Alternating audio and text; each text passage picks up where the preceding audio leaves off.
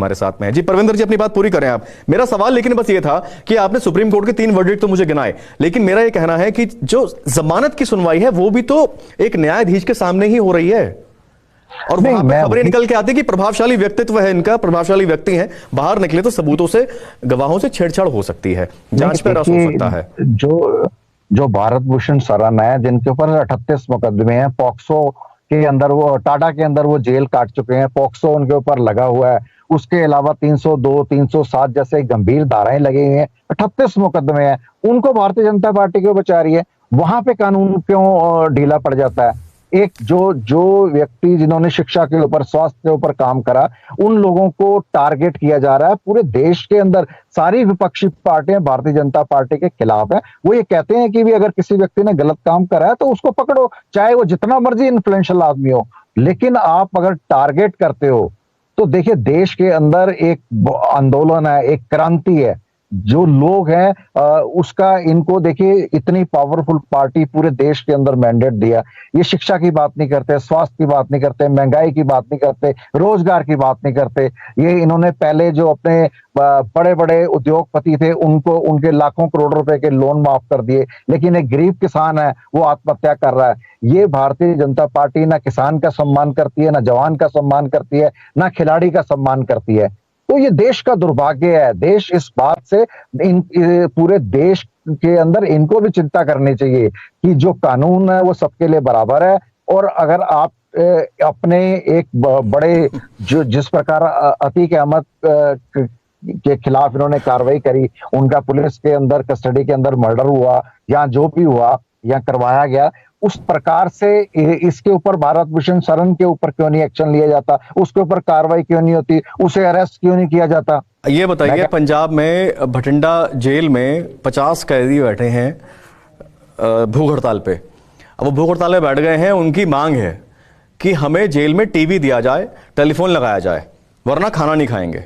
अभी खूंखार कैदी हैं। नाभा जेल तोड़ जो हुआ था कांड, उसमें जो लिप्त हैं वो वाले कांड के से संबंध रखने वाले कैदी भी इसमें हैं। भटिंडा की हाई सिक्योरिटी जेल में 50 कैदी 4 दिन से भूख हड़ताल पर बैठे हैं। भटिंडा की हाई सिक्योरिटी जेल में पिछले 4 दिन से 50 कैदी। अब ये सोचिए, अब इनमें नाभा जेल ब्रेक कांड के नामजद आरोपी समेत अन्य कैदी भी शामिल हैं। इन कैदियों ने पिछले 4 दिन से कुछ भी नहीं खाया। इसका कारण जेल प्रशासन द्वारा बंदियों की मांगों को पूरा नहीं करना बताया जा रहा है। नाभा जेल ब्रेक कांड के आरोपी गुरप्रीत सिंह और अन्य कैदियों ने जेल प्रशासन से मांग की है कि उनकी बैरक में टीवी लगवाए जाएं।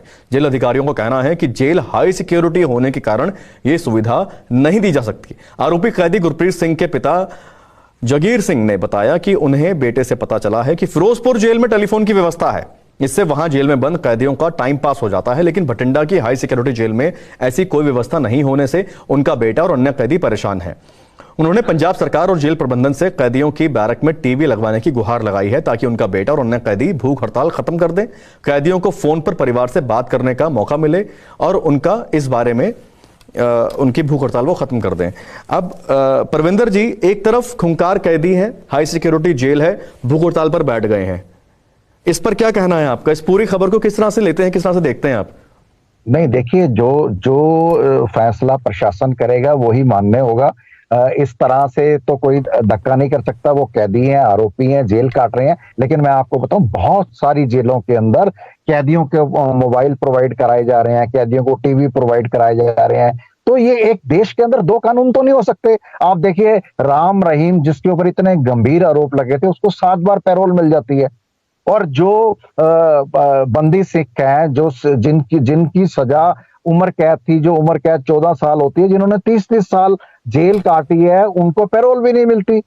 तो ये इस प्रकार का जो कानून जब होता है तो देश के अंदर एक विद्रोह, जो देश के अंदर लोगों के अंदर जो सरकार के प्रति अविश्वास पैदा होता है, इस बात की भी सरकार को चिंता करनी चाहिए कि सभी जो सरकार है, सरकार को सब लोगों को एक आंख से देखना चाहिए, चाहे वो किसी भी प्रांत का व्यक्ति हो, चाहे कैदी हो, चाहे आम इंसान हो, चाहे पॉलिटिकल व्यक्ति हो। मेरा यही कहना है कि जो देश की व्यवस्था है वो एक कानून के साथ चलती है और सबके लिए कानून एक होना चाहिए।